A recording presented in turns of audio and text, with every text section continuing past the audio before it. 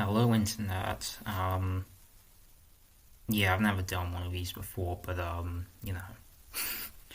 big Survivor fan, UK Survivor fan. You know, I never really, I don't make content creation much, but, Survivor community, why not throw something, relatively low effort out and see if I get anything back? Hey, bro. It's my cat's here, I'm sorry. Um, ah.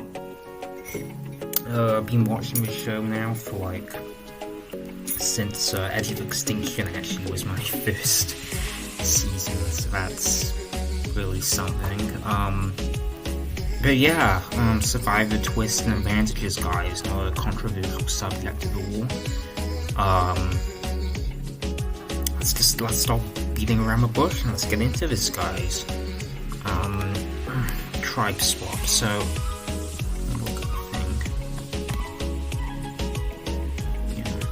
the tribe swap's interesting because there are many different versions of the tribe swap. There's the expansion. There's the there's the dissolve that they can dissolve tribes. There's that stupid Survivor 44 thing that they did where one person from each of the 3 tribes gets swapped at one of the journeys, which yeah, don't like that, but I guess I should talk about the swap in all its iterations. My cat's drinking my water, guys. That's such bullshit.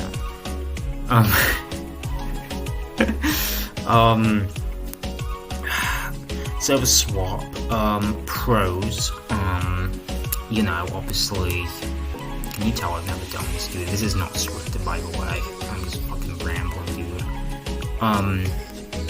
Pros is obviously you keep the dynamics socially of a season are stagnant. You can inject more dynamicism back into this. So you see in the Twist's first iteration in Survivor Africa, Silas, everyone's favorite Survivor player, got swapped and he was not a liked character even on the show, and because of the swap, he was voted out, and it was, pretty satisfying. I mean, simultaneously, I guess it could work the other way, you have Survivor Caramel, where the swap landed with Bard, and, it led to, consecutive, easy eliminations. I think, the swap is something where I don't want to see it on every season. I think it should be used on a case-by-case basis as far as, are the dynamics staying interesting. For example, heroes versus villains. I'm very glad they didn't do a swap because, why stun something like that good? Simultaneously, the fact that we've only seen it in one of the New Era seasons at the time of recording this, it's kind of lame, and you kind of see, I think a lot of the reason why the 40s era seasons are so similar to one another, form factor-wise, is, I do think the lack of swap plays into that, especially considering that in the New Era, one tribe loses that Flint, and because there's no swap, it's playing more into that loser tribe storyline. But I think that the New Era is thoroughly explored at this point. It definitely peaked in Survivor 45. I mean, I'm talking a bit about these different iterations, right? Never liked the expansion, something we used to do back in the 30s, where there was 2 tribes becoming 3 tribes, and one of the tribes would have to, the one created would have to go to a new beach, and maybe have to make their own shelter, and maybe heavily disadvantaged in the short term. Not a fan of that. Case by case, yeah, put in B. Some seasons I like it, some I don't. I think, another, I mean, you want to know an example of, like, a swap where it would have been really necessary. South Pacific, Redemption Island, those seasons are obviously really boring, and having a swap probably would have led to more strategically dynamic seasons. They definitely don't help as far as pagongings are considered. For those of you who aren't aware, pagonging is when one tribe steamrolls the others post-mood, dominates, and, it leads to stagnant strategy. I'd say more often than not, I think I like the swap. Sidebar: having two swaps in Cambodia, Game Changers, and Ghost Island is really stupid. Like, why, guys?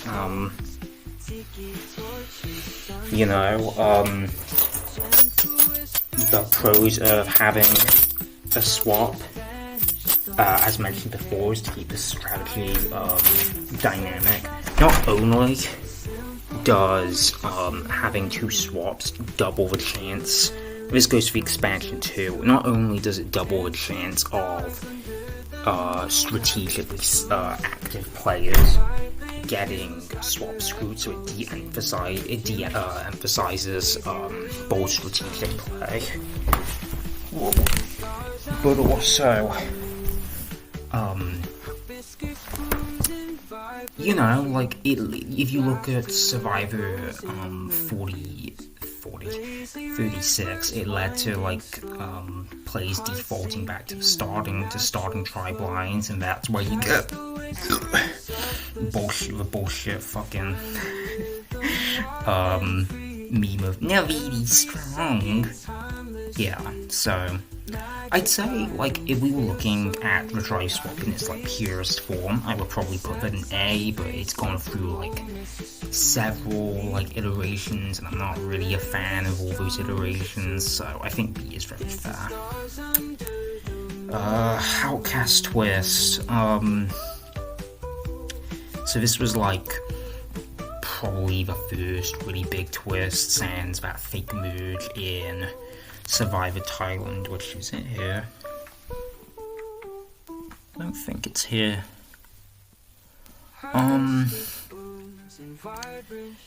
Yeah, obviously now at the time, this twist was super controversial. The first example of a loser's bracket twist in Survivor, and those are pretty contentious, as we'll see later on. This one, so the pros, obviously, the pros compared to the other losers bracket twists is that the big one is you don't have to spend any time editing wise into it, so it doesn't stomp on the more interesting part of the game. It is also, I will say, very thematically cool.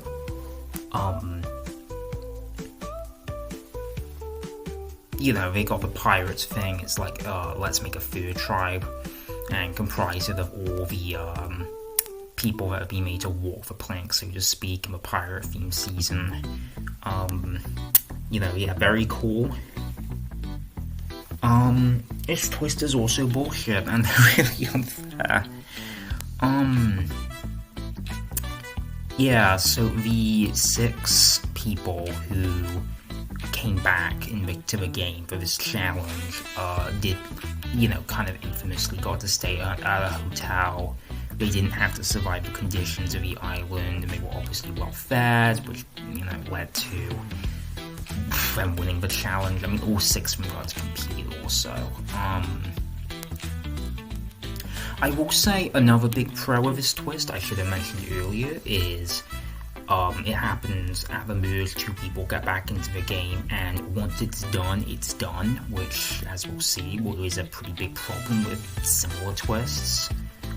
I also like how the players that come back into the game get immunity for the first round they're in, and then afterwards it's done. I think that's the most simple and fair way you can do this, as opposed to like, do they have an idol, do they not?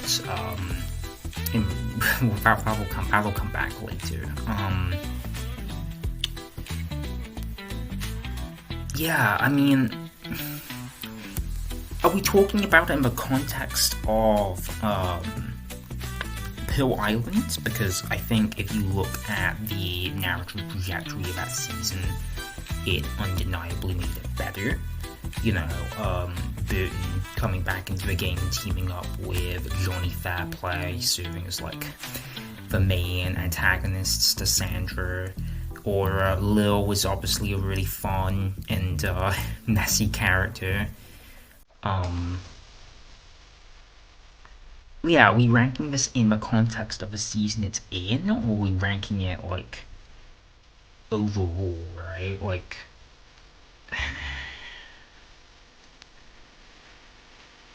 I think like we're facing idols, like, because like, we're gonna be ranking idols based on out of context. I think I'll have to do the same for this. So I mean, that whole like pirate thing isn't even like morally applicable in that sense.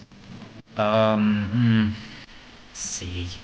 I think from a television standpoint and like balancing, um, balancing what's happening inside the game versus everything else, I think the Outcast is the best. I think it's the best from the standpoint of it is only relevant in the first half of the game, but it's really blatantly unfair. And like, I get why the players in Pearl Islands were mad when Scott removed. Just drinking some of these swigs and coffee real quick, guys. Oh, delicious. Anyway, hidden immunity idols. So the most transformative twist slash advantage in the entire series. I mean, completely like if you want to talk about the distinction between old school and new school, that line can be quite thinly drawn. When did idols become a relevant part of the meta? You know, Russell Hantz infamously transformed the game. He was probably the biggest, not probably easily the biggest contributor to that. Um, hidden immunity idols have been kind of controversial in the past. Like for those who don't know, back in the 30s era of the show, it's there was a frustration with like how much idols dominated strategy. It's like Survivor 35, Survivor 38, which, is a notion I agree with. Here's the thing with idols, right? Like, it's very much a case of, like, less is more. One person idled out in a season, cool, really, can be really suspenseful, and, like, a successful idol read is definitely, like, I mean, there's no doubt about it, right? If you look at Tyson voting himself out of the game, or even nowadays, like if you look at Emily getting idled out of the game, idols have led to some of the most iconic and you know, fuck, I can't talk. Yeah, they've led to some of the most iconic and like dynamic and like exciting moments in the entire series. I mean, there are producers' wet dream. There's a reason why Probst likes them so much. That thing though in HOH and EOE where your Ben and Britt Devons, you have that repeated like let's spam it over and over again. Diminishing returns, and from a narrative standpoint, once it happens multiple times, it can start to feel like a contrivance of script. It's kind of tantamount to in Avatar: The Last Airbender for people who get this reference. What if Aang the found the line turtle in the finale like multiple times. You know, like what if that happened like 3 times in a row, and like that happened for every season finale in that show? I will say I don't know if this is a hot take or not. But I generally really like what they've done with Idols in the 40s. I think they're in a way healthier place now. It's probably my favorite change from a mechanic standpoint is generally the way they've made getting idols. Not only do they seem harder to get now, but it's also just way more exciting and dynamic. Like, you know, because I know finding an idol in the game and on TV, they're not the same thing, right? Like, people probably look for those things for like hours, but simultaneously, we don't get to see any of that in the edit. It's just, and like, is Ben, for example, like rummaging around some trees and like, you know, is that very exciting television? No, I would argue not. But when they make the inherent process of getting an idol really risky, so you know, I think of like in the latest season, like Rachel happened to get it and play inside almost, or in Cambodia and Game Changers, getting it in the challenge. I really like the things like that. The whole, or yeah, back to Survivor 47 actually. Getting your hand, like having to. I don't know if this, yeah, it was an idol. The Sue's idol, like having to get a hand red and like stained in red paint. Stuff like that's fun, and they've definitely made the process of finding idols in themselves way more, not only risky, but like just fun, and varied. Like, I wouldn't want them as a crutch. I don't want idols as a crutch. Like, I think the social strategy part of the game is the most enduring part of the show and the most interesting. But I do think idols are, you know, like, not there, but I do think at this point they justify themselves as a core component of the game. And I am not an advocate of a back to basics season personally. I think the idol is just too essential of a mechanic at this point. Bottle twist. Isn't this fucking twist, dude? Like, isn't it let's just attend tribal council again? And isn't it really unfair because, dude, like, they can't open it until tribal council, so like, it just screws over. So you go to tribal council in a group, and then it's open, and you are not the target. Like, let's vote again, and like it's borderline like lying to people, like, or it's at least the show withholding information from the players that they have no like reasonable ability to play around, which, as we'll see later on, is a precedent I'm really not fond of.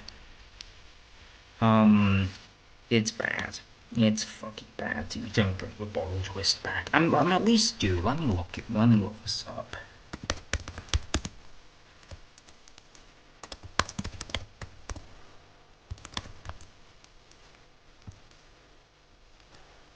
Yeah, that is what it is. Yeah, fuck this twist. It's stupid. I hate this. Yeah, easy. There's not even any substance to talk about this. It was literally just a way for production to have it so the I2s had a fighting chance at in Cook Island at the merge, because no one wanted to see the white people win that season. No shade for my white viewers, you know. I'm sure you guys are cool. But from a television producer standpoint, right? Like, you understand why that would be a terrible look. What a badly conceived idea. Fucking battle for races, dude. Like, come on.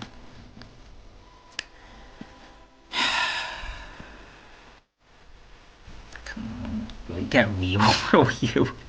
Like, dude, there's nothing to this. Like, So this was just to even the playing field before this season's challenges because Nicaragua had like the Denny's crew, the old people versus LaFleur, like young versus old. We need to have it so the challenges are vaguely competitive. Yeah, sure, but like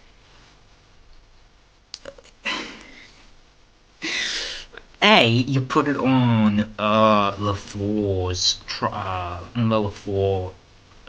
beat first. Why would you do that? And second of all, dude, like it's nothing. Like they already in that season balanced the pre-merge challenges to be equally like to be less physical and to be more like team coordinated. Like this was totally unnecessary and like they can't even commit to this twist like because they scrap it at the swap. It's such a wet fart of a twist. Like is it the most destructive thing in the entire series? Of course not. But like it's nothing. Is it as bad as something that's like blatantly unfair? Maybe I'm being unreasonable. I'll put it in C because look, the game is fine. Like the integrity of the game is not messed around by the medallion at all. But what a waste of time. Who cares? I need to move on because this is a long thing and I can't waste. You all know why this twist is late. I shouldn't be wasting my time with this. I'm taking more coffee. Is it really awkward when I turn the coffee in the middle of the okay. Very casual, guys. Very casual. I don't know if I'm getting money from making this, so I gotta keep it careful. Oh. Super idle. Bad. Bad. So for those of you who don't know how the idol was introduced in Guatemala, Survivor Guatemala, season 11. I don't know if that's on here or not, but it was essentially how it is nowadays, except you could only play it after before players cast their votes. So not very dynamic. Underpowered, I'd say, considerably. How they compensated for it in Survivor 12 and 13, Exo Islands and Cook Islands. It was you can still use it after the votes have been cast. And like, so if you have the most votes, and then you're just safe. It's a get, and like they have to, you're still immune. Like it flushes the idol, but like you're still immune from being voted out. It is a get out of jail free card, completely, and I think that's really overtuned. And if you look Cook Island especially, it really shut down the strategy of that season. Because I think Yor's a great winner. I think he's a very likable guy, but he was basically like ineligible to be voted out for the entire game, and I think that's really lame. It's boring. It's not static at all. It's way too overpowered. I think the version of the idol they have nowadays is way better. It's just not good, guys. Like, too much.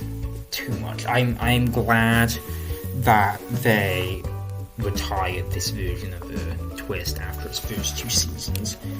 Like, I guess it was also in Cagayan as fucking Tyler Perry idol. Cringe. Why they bring it back? I think that's stupid, and it's a great season in large part because people don't know about it. It's actually a super idol. They just know it's a special idol. And then it's in Co-Wrong where the idol, if one person, it's like they work like regular idols, but then if you combine them, let's say 2 people agree to use them, it becomes a super idol. Better, like obviously that requires like some coordination, but I'm still just not a fan. I think I do like the idea though of like the idol, like you actually have to have some social capital to like create an idol. You know, like the winners of War Premiers Idols, for example, I think is like a really clever solution to the idol problem of that era. This just ain't it, man. Extra vote. You know, it's okay, like, it's fine. It's not unfair in any way. I mean, this is like as self-explanatory as like you could possibly get. Simultaneously, though, with this advantage, like, I feel like this never really changes anything. The only time I can think of where this twist made a difference was Survivor 42 with Marianne using it to get Omar out. Like, if I'm missing a time where it did anything, then, like, you know, call me out. But, like, I just don't think it has. Like, I remember I was watching the Australian version of the show, and there was you know, the whole time I legitimately forgot that these advantages, you know, extra vote, lose steal a vote, etc., I forgot that they were absent because I just don't think about them much. And on top of that, they can make keeping track of who has what pretty hard. I remember especially back in the 30s era Survivor with like Game Changers or IOI. You know, this was like a real problem people had. Like, I don't know. Like, maybe I'm being a bit harsh here. I just don't care about extra votes. They don't interest me. Like, I'm sorry. I'm not really sorry. Like, they're better than the medallion. Just because, you know, like, 1 is a bigger number than 0. But, like, it's kind of the same thing. Like, I don't care. Like, you've had one cool use case out of, like, being in, like, the last 17 seasons, or, like, being, like, possibly ascertainable in the past 17 seasons. I just don't think that's good enough. Steal vote. Better? And I will say with this one, it requires, like, more nuance to use because you have to steal it from someone whose vote you know is counterproductive to your own strategy. You can also use it to like miss people. So for example, in Survivor 43, Owen had his vote stolen by Noel to disguise the fact that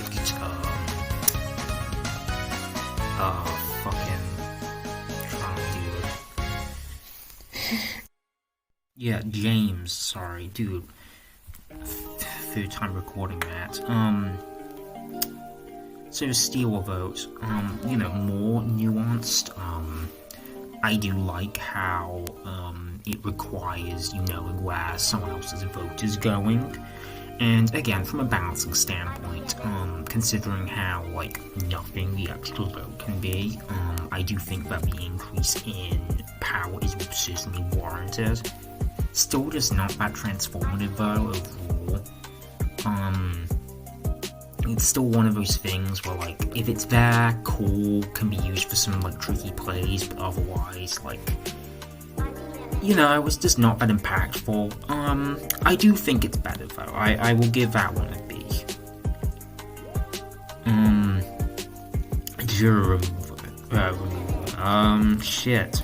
Why? Why, bro? Like, you make it to the jury, and you can get removed from that, like, due to just some, like, stupid challenge.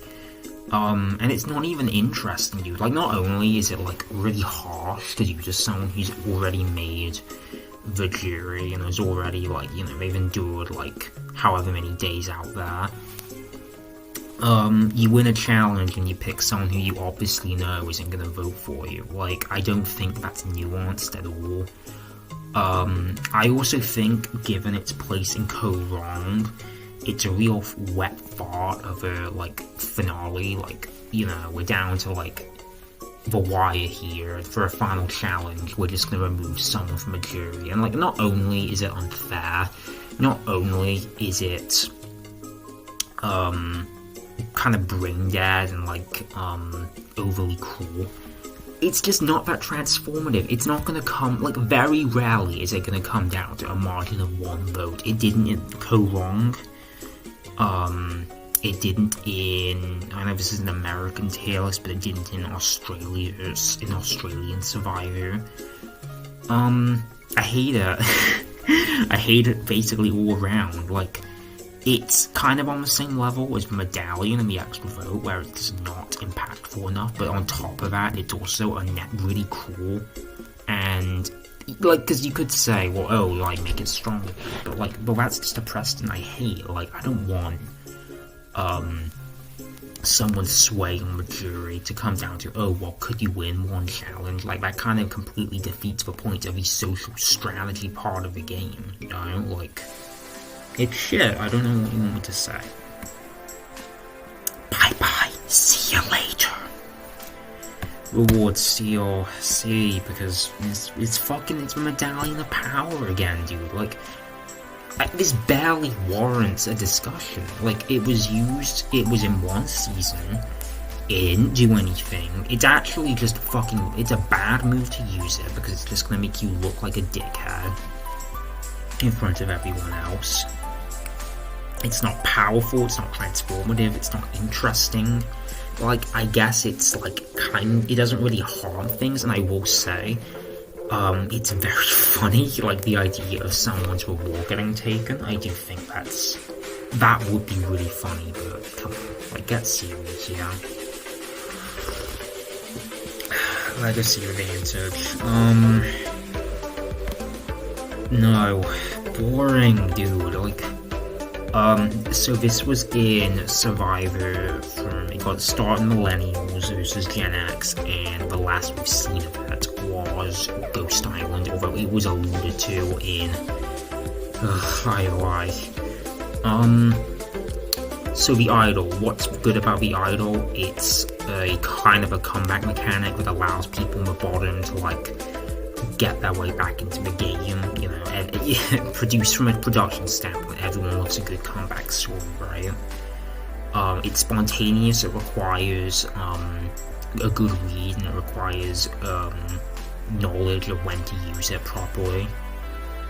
You know, if you have an idol in your pocket and it's, like, sitting there, one of the more interesting things about it is when do you use it, you know, like, and, like, a lot of the time, like, idol holds, so Ty, for example, in Game Changers, holding his idol at Final 7, I think it was, I don't remember that super well, but, you know, that inherently causes a lot of suspense. I feel a lot of the suspense is, are they going to play it or not? This is neither suspenseful or interesting, so this is literally just the idol, except you can only use it at designated points. Boring, really boring, and on top of that, not only is there no strategy to using it, because, well, there's only 2 points anyway, production has made that decision for you, but, like, it doesn't technically count as an idol, so it can contribute to, like, it can really contribute to the overabundance of idols in the game. So for Game Changers, for example, it contributed to the stupidity of the fucking Surrey getting voted out with no votes, which I really don't like. I think it's stupid that player gets penalized for not actively pursuing idols, personally. Like, I think it really plays into that mid-30s era of the, one of my biggest problems with that era of the show is the advantages. It really felt like the show was trying to become a game about advantages over a game about social strategy. Not saying that advantages can't be a good accompaniment to the social strategy, but Survivor is just such an interesting game. I think you severely dilute it by having such an over-reliance on advantages like this, and the legacy advantages playing into that, as well as being boring sin on top of that. And like, the whole, like, giving an idol, so for those who don't know, if you get a legacy advantage, you pass it on after you've been voted out, So it's rewarding the social game because we're gonna give it to someone who they like. Yeah, but like, and like I do like that idea, as we'll see later. But they tacked that property onto the like the most boring advantage in Survivor history. No, it's just lame and not worth the squeeze.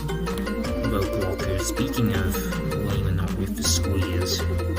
It's like the extra vote again, slightly better than the extra vote because at least you need to have more knowledge about where someone else is going to vote. But has this ever made a difference in the history of the game? No, I don't think it has. Better than the legacy advantage because at the very least it's not contributing to like a real like systemic problem with the show's format. And like it's more nuanced than that because not only was there what I mentioned earlier about having to like know where people's votes are going to an extent, like you can actually use it in every round, so it's not something that production just decides for you. You're seeing this with C a lot of the time. They're just twists that they're not interesting. Bye, Felicia. Final Four fire making. So how I'm ranking this is out of divorce of its context in 35, where none of the players at Final Four were aware of it, and you know Ben was ostensibly out of the game, and then was essentially given a second, like a freebie, to get back in. I think that's stupid. I hate that. I think that's incredibly contrived and unfair. That would be D easily. But instead, I'm just ranking its more broadly applicable context of like, replacing the Final Four vote. So as we see in Survivor 36 onwards. Yeah, it's okay. Like, it's designed or at least how I perceive it is, it's designed to let bigger players get to Final Three, like to give people the audience more universally liked winners. I don't know though. Like, I kind of think that philosophy is misguided. Like, I think the show shouldn't be chasing like winners who are universally liked. I think trying to contrive a narrative, and just like for people that we like versus just letting the game play out naturally. I don't really like that philosophy, but I can't lie, like without fire making, Tony wouldn't have won 40 Survivor Winners of War. So that alone, right, is like makes me want to be more generous in that. Or without it, we wouldn't have gotten the tie vote in Ghost Island. But another thing with this twist also is I feel like it homogenizes the Final Four round in every season it's in. So like, back in the day, like, because the plays are different, because the strategy is different, there's going to be variance in that, but like, the person who wins the Final Four challenge puts two people to fire, like, the biggest threat versus someone who's good at who's likely to beat them. I feel like it's not super dynamic or interesting from a television standpoint. I will say, depending on how it plays out, the fire-making challenge can in of itself be really interesting and really exciting, like Survivor 40 or 47 actually, a really good one. Or, 38, Chris, the winner can, like, then put themselves to fire. Although, I will say to that, I'm really not a fan of, as much as I think that's interesting, like someone who doesn't have a ton of win equity, putting themselves to fire at the last second to put, like, it's a final opportunity to make a move. I like that, but that is also playing into the, the culture of the jurors nowadays putting stock into fire making, which I really don't like, you know. You winning fire making, so let's say you get put to fire making to beat, like, it's not a move, you know? Like, I don't really understand why modern day juries, some of the time, reward people for losing the Final Four challenge and being put to fire because their social game wasn't good enough, you know? Look, is that inherently, like, the Twist's fault? No, but, like it or not, that is a part of the culture surrounding fire making, so that is also a consideration. Let's see, I don't think so, you know, because some people make a massive, stink out of this, and, like, besides its first appearance, I don't hate it. I really don't understand the argument that some people make that, like, it ruined the game or anything. You know, it's only a mechanic in one round, cry about it. Simultaneously, not only do I think it's less interesting than the regular Final Four vote, I don't know, it's just, it's a solution, it in search of a problem, am I using that term right? I don't think we should be whining about who wins, like, if you win, you win, you know, trying to contrive the game to, like, push the culture of the show towards a certain type of winner, I'm just not overly fond of it, and I think that's, I think it's kind of contributing to that, like, big move-itis problem that, like, the show was really, like, pushing for back in the late 30s to early 40s era. That's thankfully fallen off a bit. Yeah, it's here to stay, you know, like it or not, but, yeah, take it or leave it. Nullifier. Dude, talking this much is making me very thirsty.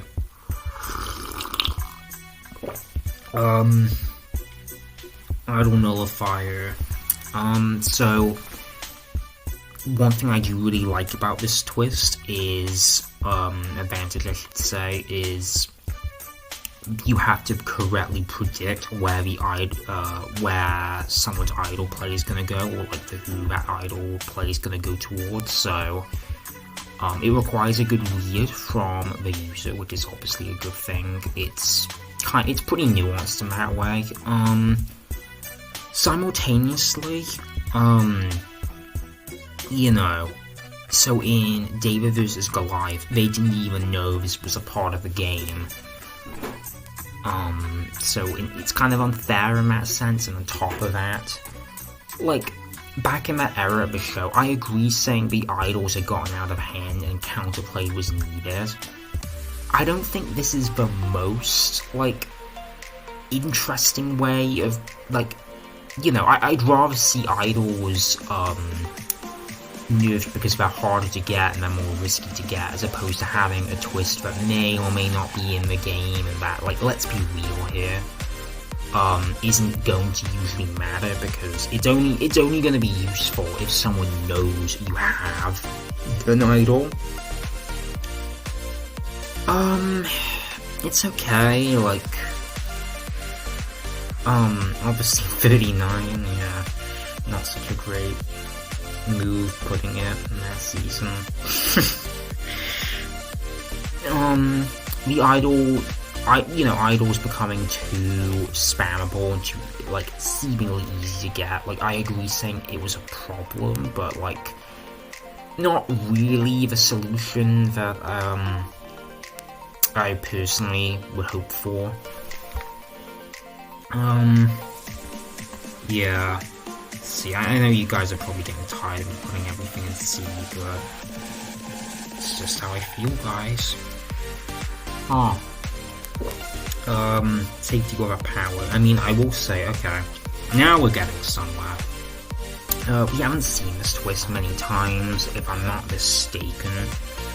In the US show, it's only been used in Winners at War and 47. Like, correct me if I'm wrong there, but I think that's right. I like Safety Without Power a lot. I'm giving this one be?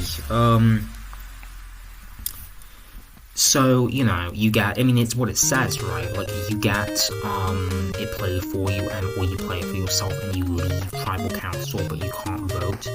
And, you know, you can't do, like, tricky idle plays and stuff like that. Yeah, I think that's perfectly balanced. I kind of wish we saw this one more. Like, it's not a very deep twist in Thanos, but it's very, like, I think from a balancing standpoint, it's very fair. Fire tokens. Dude, I'm drinking so much. I'm sorry, man. This is exhausting, bro.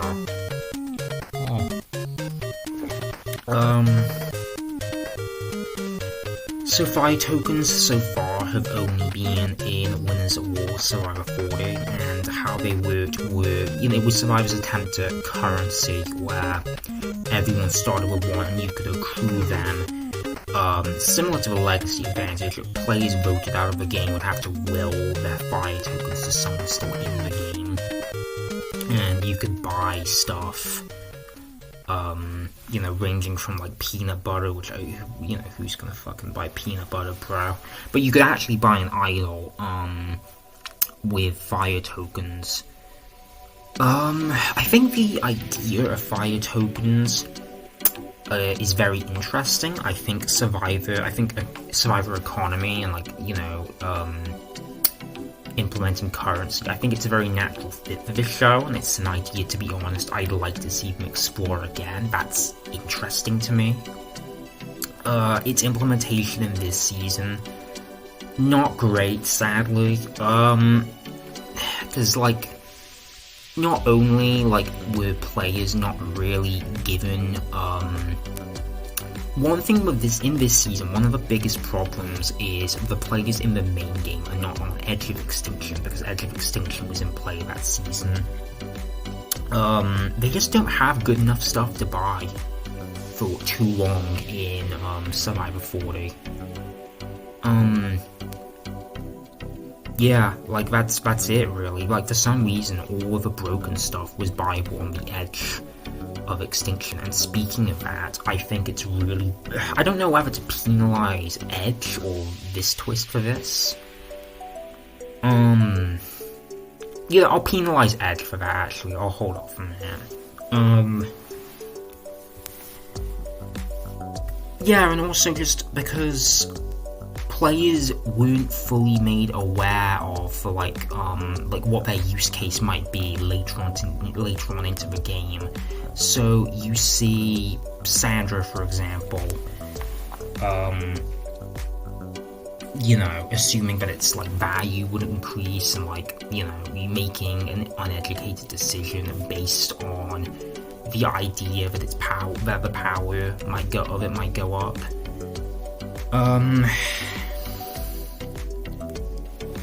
Yeah, it's a shame, because I do like the idea of fire tokens a lot, but the implementation's sloppy, and I don't really think Winners, like, is it fair to, like, put it in the context of Winners? I'll just say, like, I don't think Winners was the best season to introduce this idea.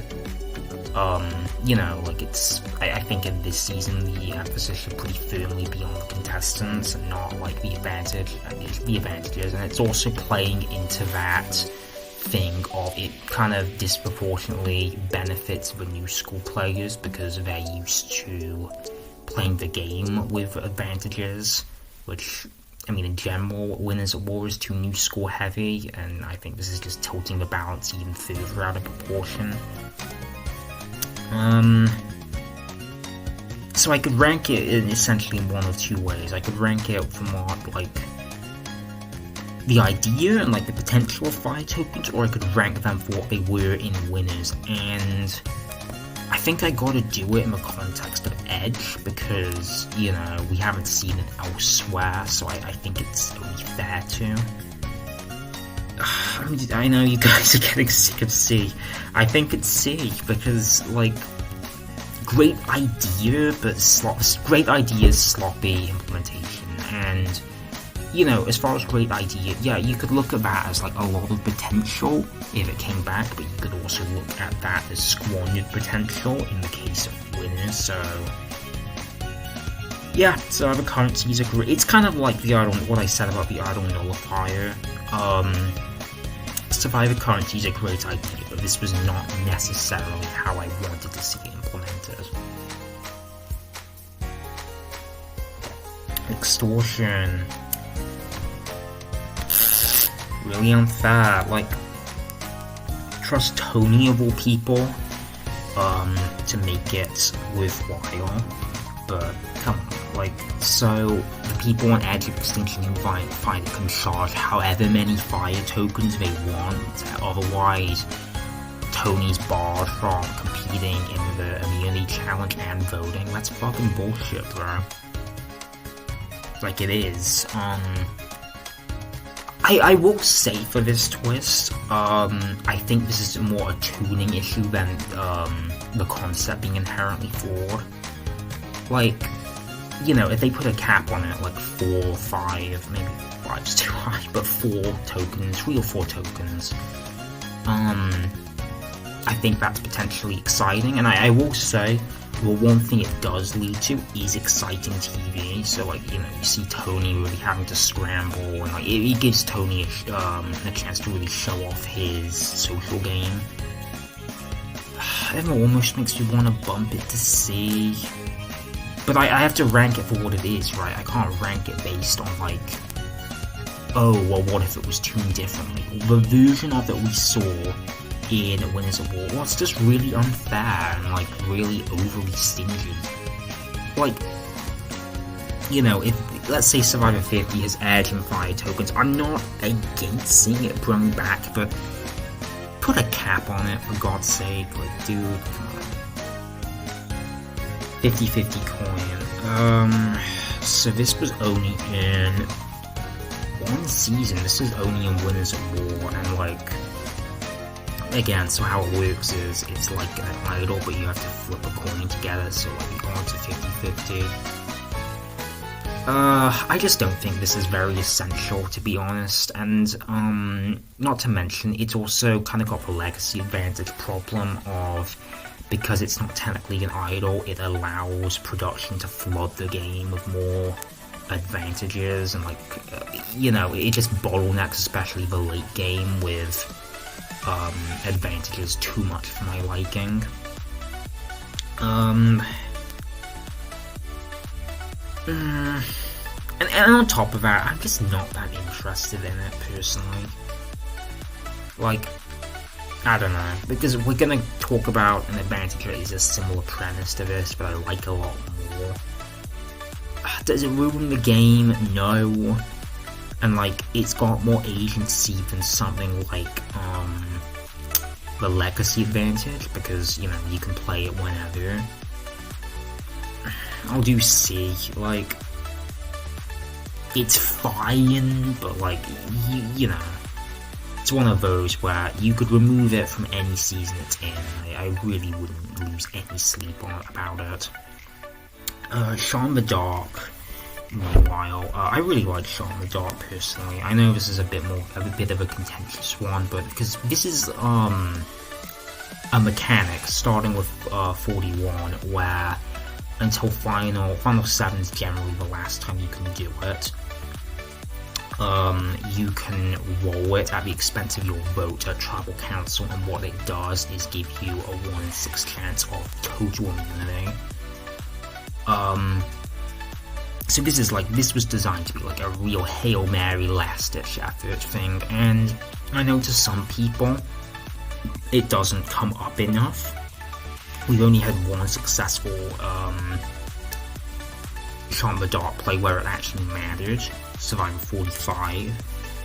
But the thing is, this is actually affecting the game all the time in, you know, in a way we just don't see, in a less intuitive way, because thanks to this twist, you know, you can't let someone know you're coming after them, because there's always a 1 in 6 chance until final 7 they can, like, pull this and, like,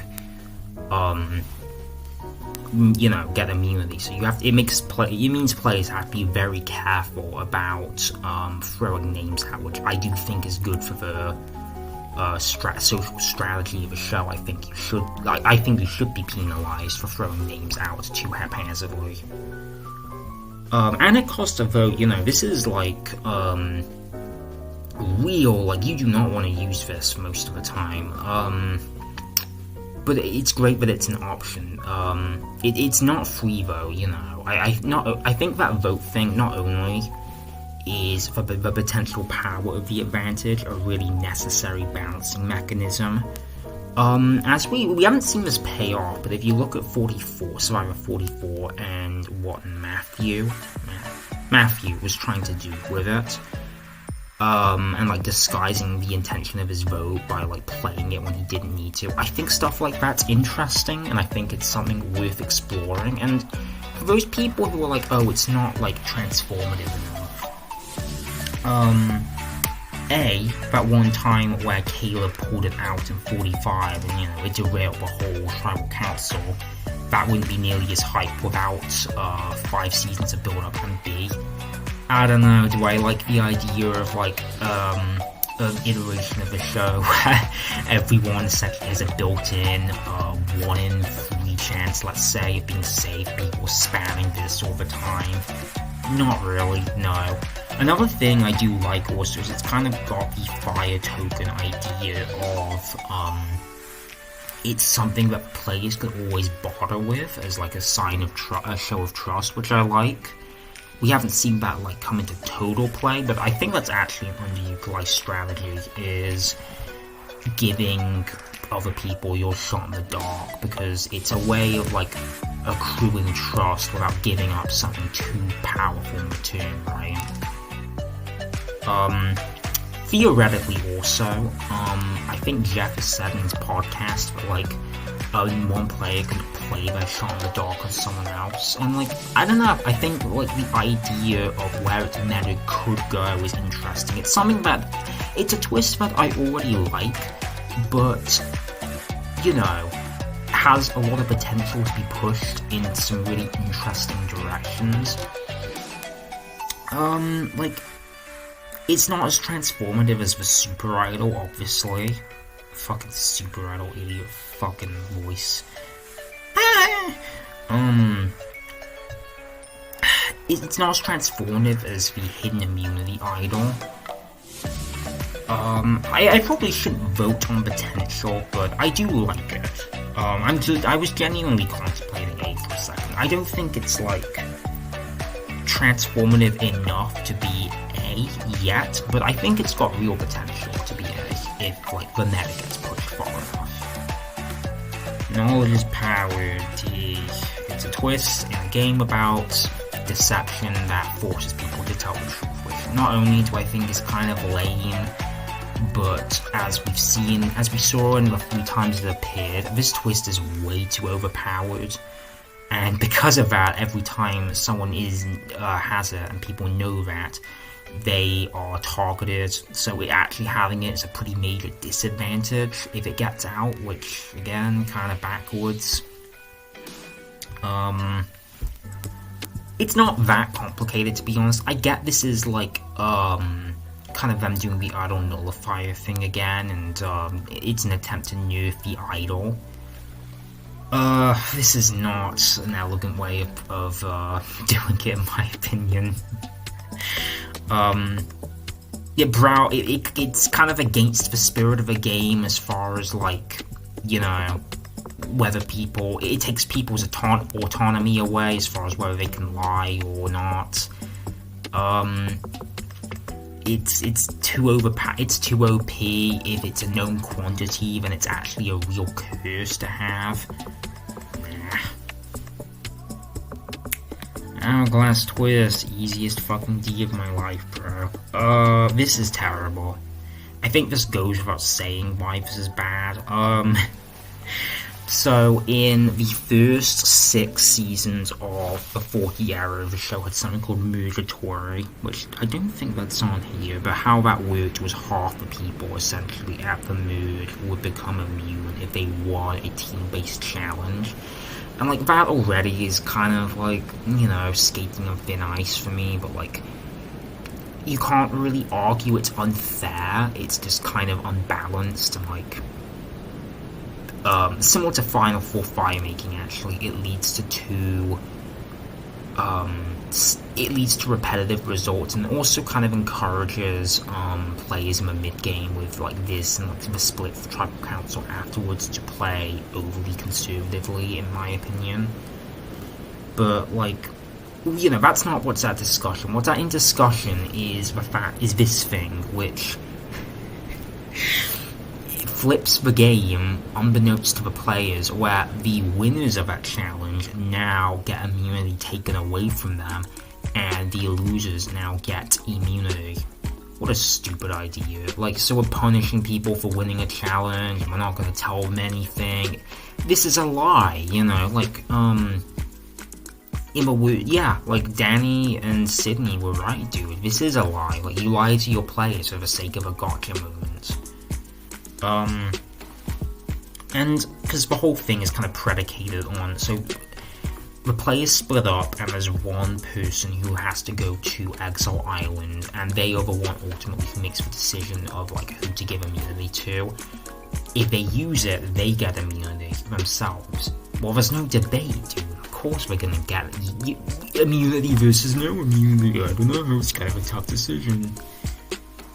So like the strategic dilemma, if you like the risk reward. Well, there's no risk reward. There's all the risk in the will to not using it, and all the will to gain if you do. So why? Just badly conceived. The one thing I will say for this twist, the only positive thing, I think if you look at 43 through 46, one of the issues with Murgatory was that it would cause people to dogpile their votes. And, you know, in 41 and 2, it led to, like, a lot of scrambling. And, I think this was what they were after. I think they were after, like, a narrative of, like, the underdogs suddenly becoming the overdogs, and the overdogs then being put into a disadvantageous position and having to, like, really fight for their life. Like, especially in 42, you see a lot of really nuanced strategy from Omar because of this, trying to save Marianne. But lying to your players to get that, no. Fuck off. This is genuinely a solid contender for my least favorite twist in the entire show.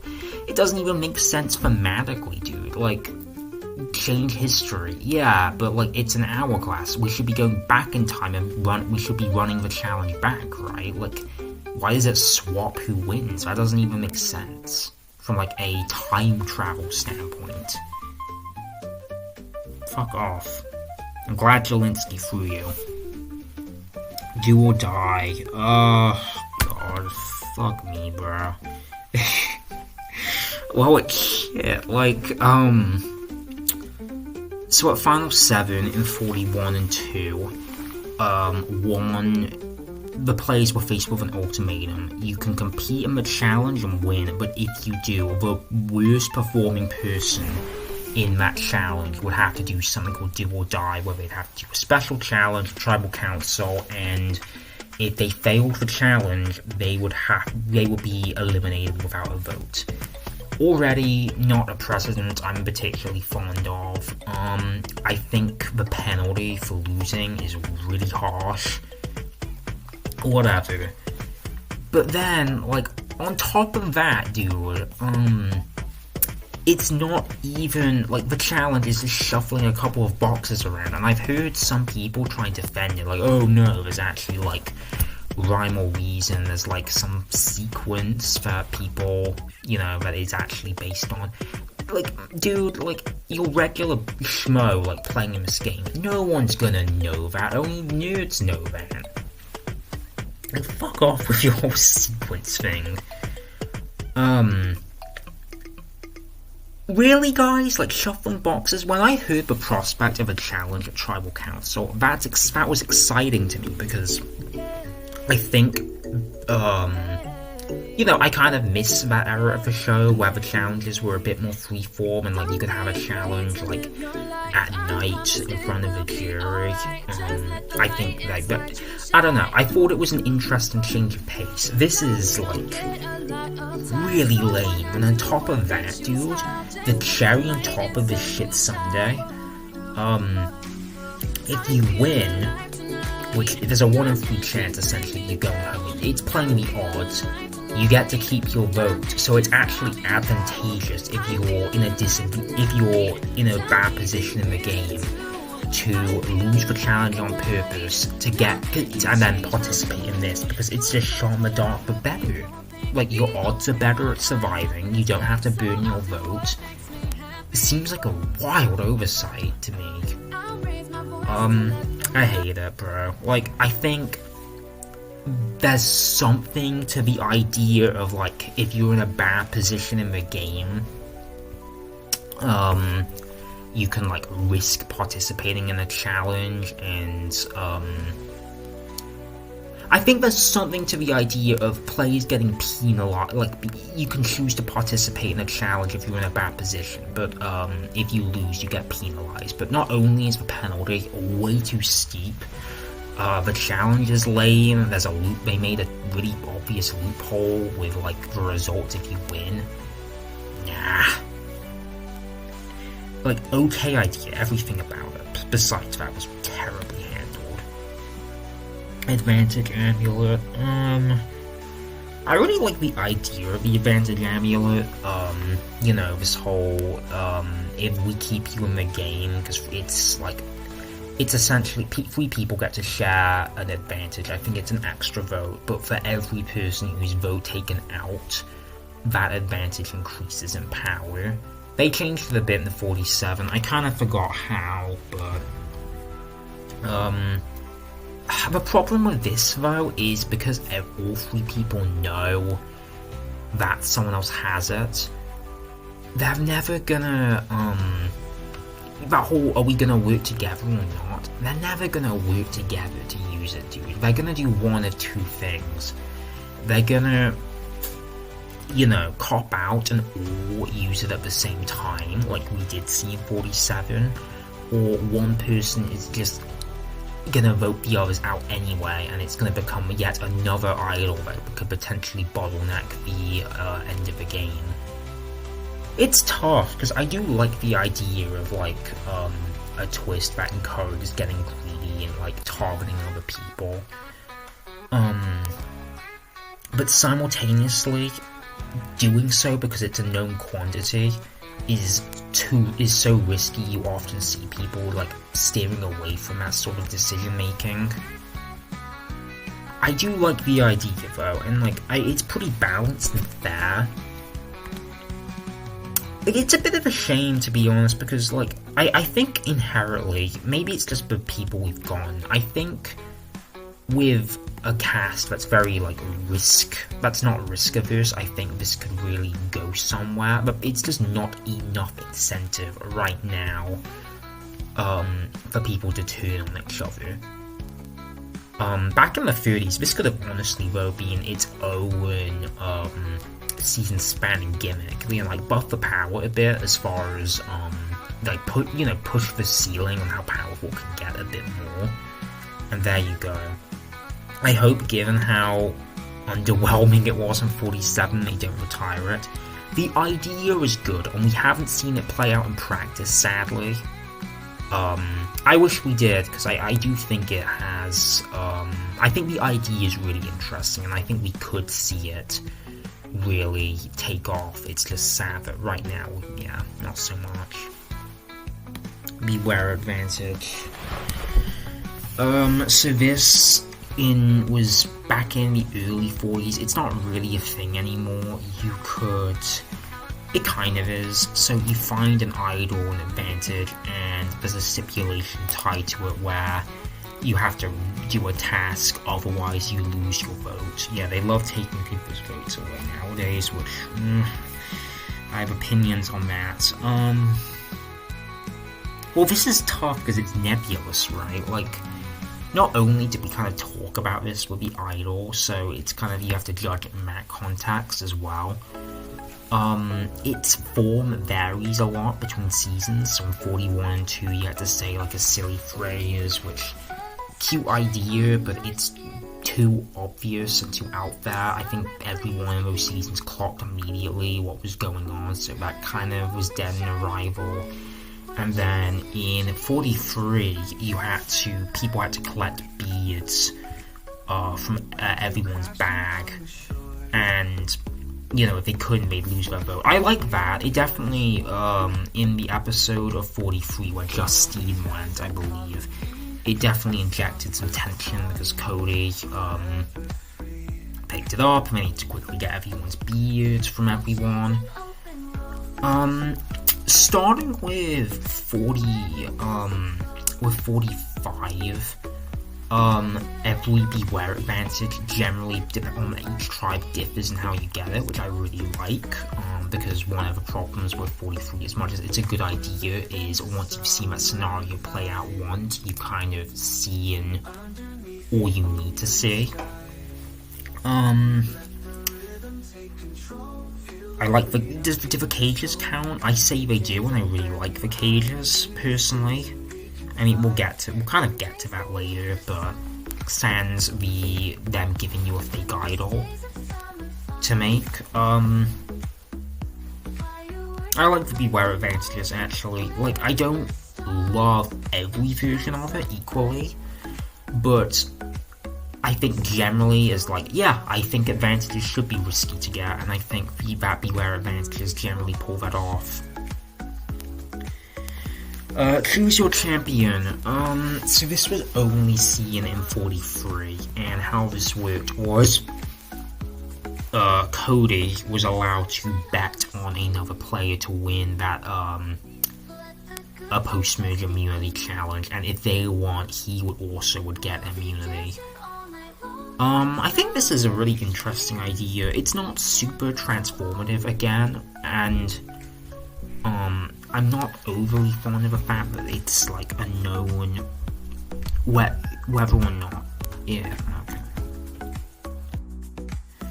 okay. So choose your champion. So this was a twist, that has only appeared in Survivor 43, and it allowed Cody to place a bet on someone to the upcoming immunity challenge, and if that person won, he too would also get immunity. I like Choose Your Champion. Like, it's not super transformative or, like, exciting, but it is very balanced, and, it's exploring new twist space for the series. Yeah, I'm not overly fond of the idea of, like, no one knows who he put his bet on until tribal council. Like, I think that should be public prior to the vote. I agree with people on that, but that's my only real knock against the twist, to be honest. Like, it's simple, again, it's not overly exciting, but it's pretty neat. I'd be down to see this one come back. Not much to say compared to all of the other ones. Yeah. Inheritance. Now we've never seen this one actually pan out. It's only been in one season, and the person with it never got a chance to play it. Sorry, Sarah. This twist, I really don't like the idea of this twist. So at Tribal Council, this would hypothetically allow a player to, if they'd inherit any advantage played at Tribal Council, which not only is that so hypothetically, if like 3 idols were played, you get all 3 idols, right? But like, I'm guessing how this pans out is like, she has to do it publicly, and at that point, well, that's the same problem as knowledge is power. Like, you steal a player's advantage publicly at Tribal Council, you're gonna get a massive target on your back, so I really don't think this is the advantage I think it is. Like, it's the same thing as knowledge is power. Like, unlike that twist, I will say, at the very least, it doesn't cut off people's autonomy to lie or not. Like, again, I've said my piece in this in the idol nullifier before, but I'd rather you just make the idols harder to get than kind of develop another advantage as counterplay to that. Like, I think that's overcomplicating the game, throwing it with too much fluff, personally. Again, not a classicist, by the way. It's just, you know, I just want to say, as far as advantages go, I think the idol is the only imperative one, and Shot in the Dark as well. Anything else, like, they can be good, like, you know, Choose Your Champion or the Amulet, but they're not essential, and just no. Fake production idols, kind of contrived and, like, not really. Like, fake idols can be a lot of fun, obviously. You know, Randy getting one and then Sugar rolling around on the ground when he gets voted out. I mean, you'll never convince me that's not funny, but, like, it's a lot less funny when it's a situation that production is inviting. I generally like fake idols a lot more when it's by a player's own ingenuity, and just again, like, it's one of those things where it's too contrived feeling to be exciting or like entertaining TV. You know, that's one of the things with good twists versus bad twists in this game, in my opinion, is player autonomy. So not the producers, like, contriving players to meet a certain, contriving something onto the players. I'll use Shot in the Dark as an example. Shot in the Dark, you know, players get the option to risk a vote for a 1 in 6 chance of complete immunity. That's interesting and exciting versus, oh, you lost in the challenge and now you get your vote taken away because from no fault of your own. Like, cool, you know, it's just not nearly, there's not nearly the same amount of, like, decision making there. And likewise, you know, like this isn't as bad because, you know, the players can opt out of this if they want to, but, like,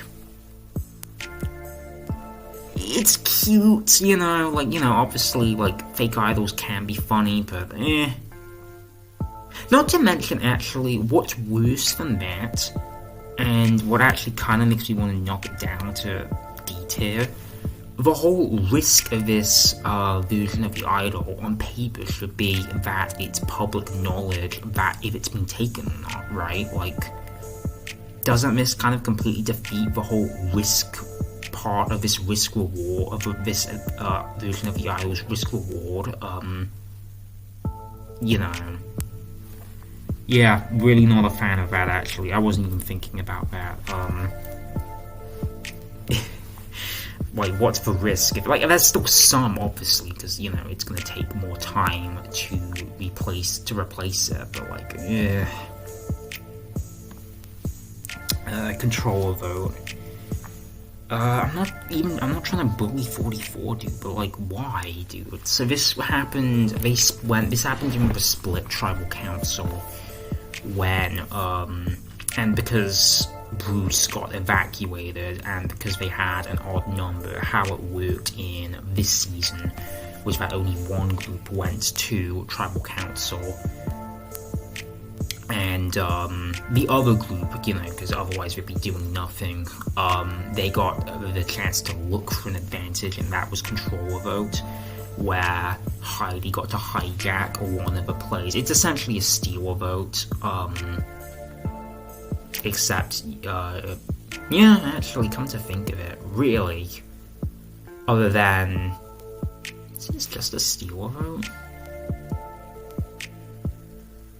Yeah, pretty much. I mean, obviously, like, just, you know, it's essentially a steal a vote, if the person using it was at no risk to you, was, you know, not a part of that tribal council.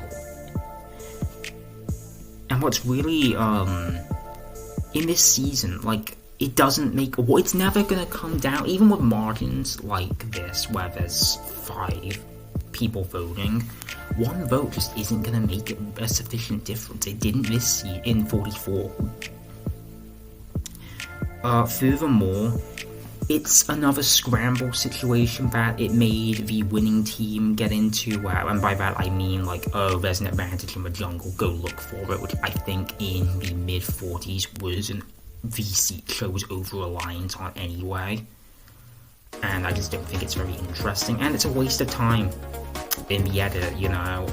In 45, there was a twist where Kendra got to come to Lulu Beach and cast a vote, but that was never shown because it never amounted to anything. Why in 44 was this not treated the same? Was this not treated the same way? Yeah.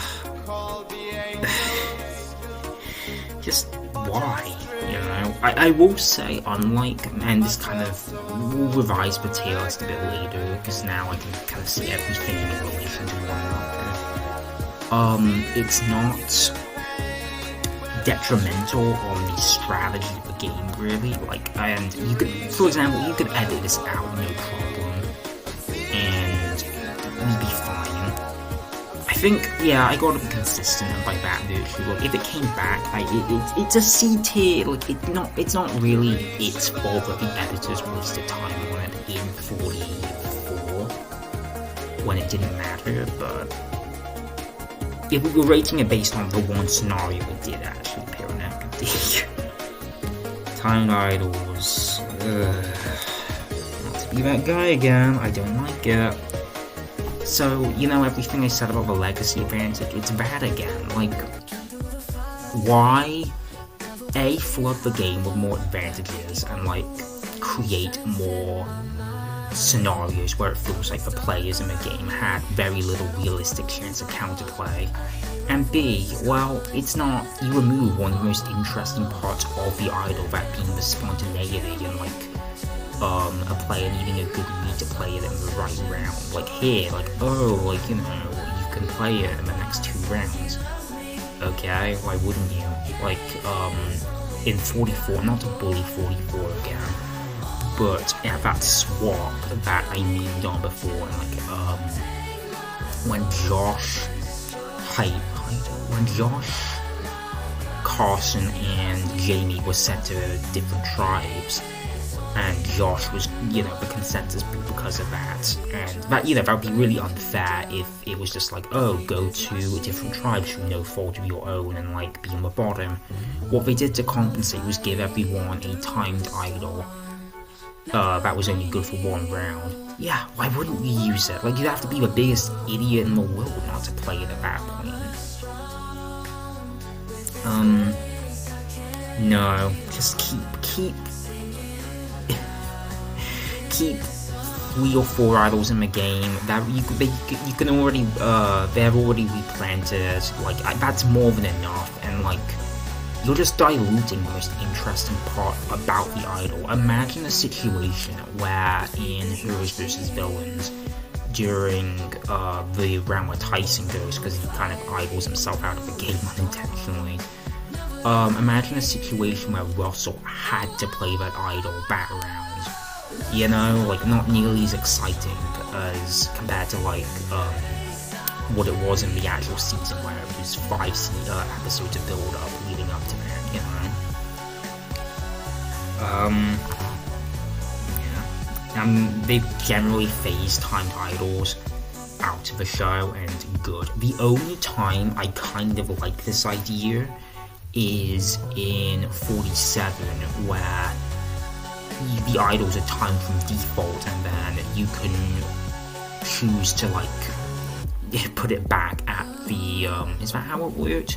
You can essentially choose to either risk your votes or put the timed idol back to, like, extend its time, eventually becoming a full idol. I like that, that's risk reward, and, like, that's actually giving players autonomy in decision making. But that's not really because of a timed idol, right? That's more so, like, I don't know, that's one iteration of a twist, and even then, if the nicest thing I can say about it is you can risk something to avoid having your idol be timed in the game, I don't think that's very encouraging. Alright, then finally we have the Mutiny. I like the Mutiny. It's kind of a shame that they haven't used it in so long. I think the last time we saw it was, yeah, Survivor Cook Islands. So they offer players a chance voluntarily to leave their tribe. I think that's interesting, and it's something I'd like to see them explore again. Probably the most, like, different way you can implement something like a tribe swap. Now, obviously, the risk from a producer's point of view is that when you offer it up, you know, people aren't always going to take it. But by that same token, right, like, it's easy to edit out. You know, there was one in Pearl Islands that was offered, and I forget who it was. It was either Rupert or Sandra, I think, but they didn't take the Mutiny offer. I don't really understand how you would transfer it to, like, the modern version of the show, where the pre-mergers are so short.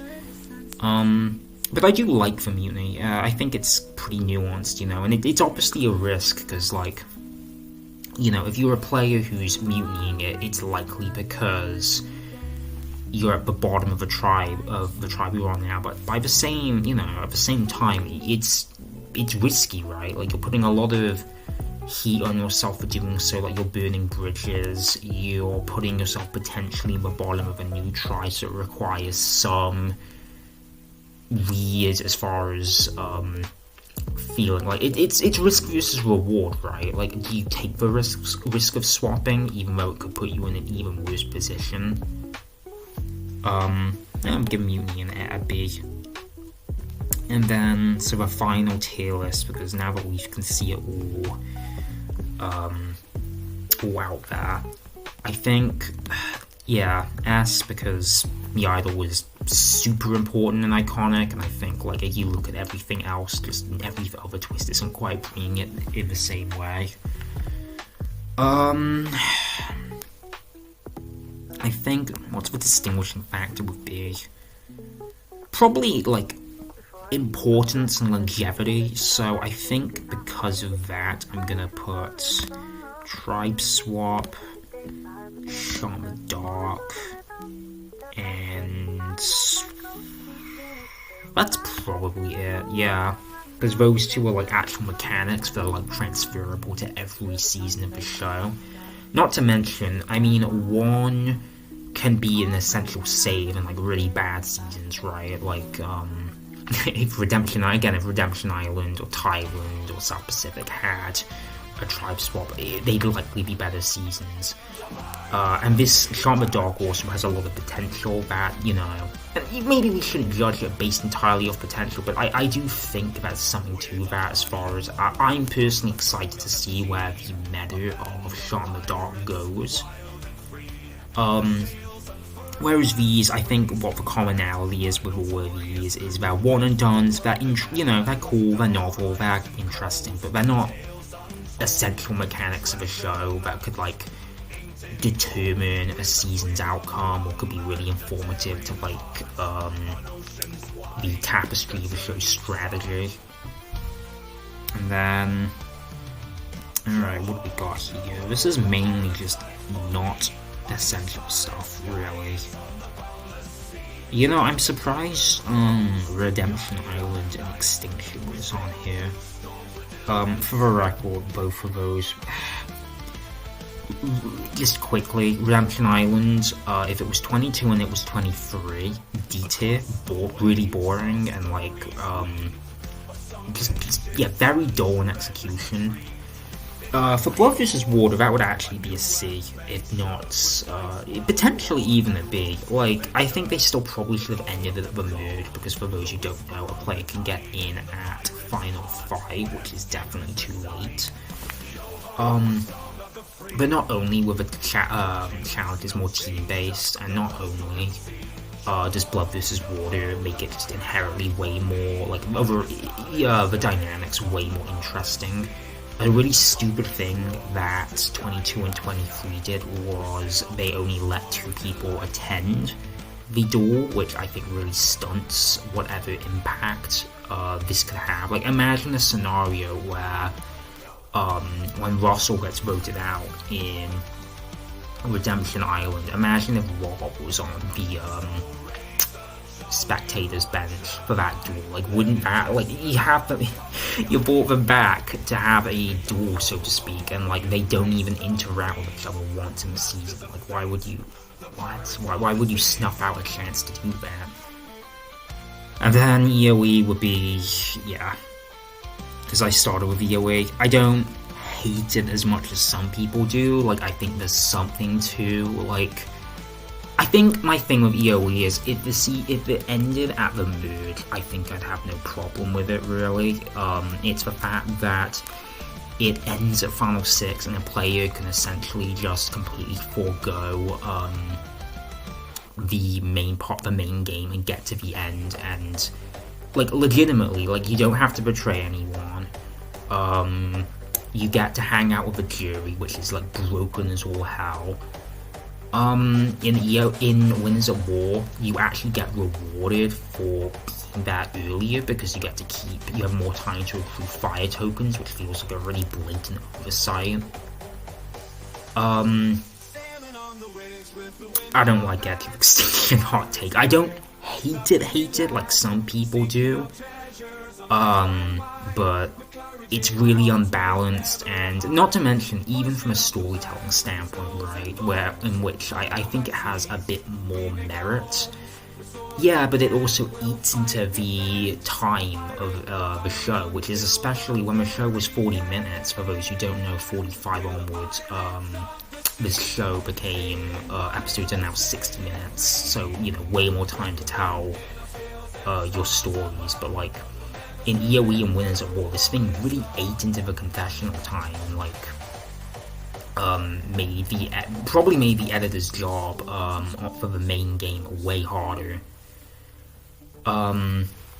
Like, in Winners at War, I will also say, like, I kinda get it from the standpoint of you cast 20 winners and you don't want to lose them all immediately. Like, sure, I get that, you know, if, like, Boston Rob and Paul and Sandra all left pre-merge and were just gone, I would be pretty upset, personally, but, the season shouldn't have been cast that way to begin with, and should have been even from a new school, old school standpoint, and B, I'm still not a fan as much as I like those players. I think you just let them serve on the jury, at that point, like, divorced from Edge as a concept, and I think that's fine, to be honest. Yeah, is this it? Maybe I'm being unfair.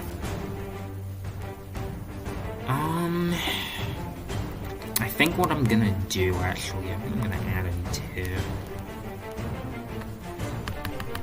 Add a new tier, bro.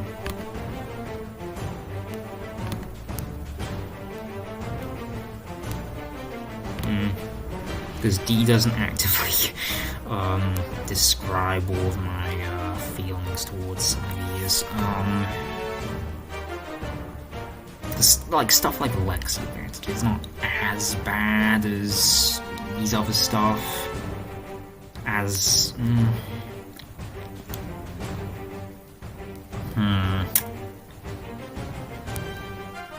think what I'm gonna do is, I don't know how to make another tier.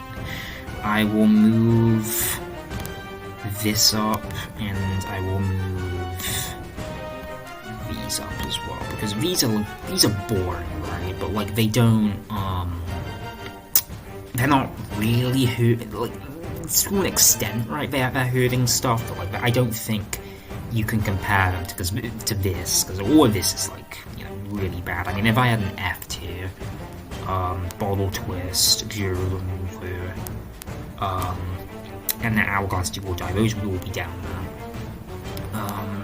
And then, because B's are, like, relatively, like, ineffectual, but also, like, not benign, whereas some of this other stuff is. I think what I'm gonna do is I will move this stuff up to here, and I will move these up.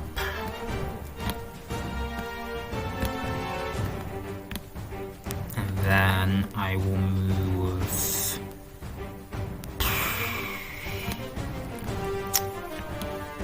I will move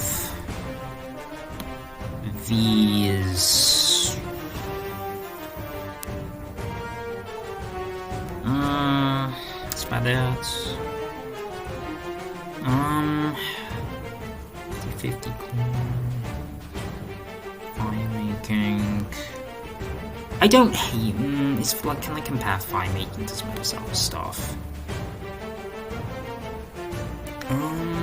Probably not. It has led to some great moments. Like 47 had a really good fire making challenge, so you know, like, can lead to some hype moments. Kind of waters down the strategy though. So yeah, sure. You know what? I'll make people angry and put it in B tier.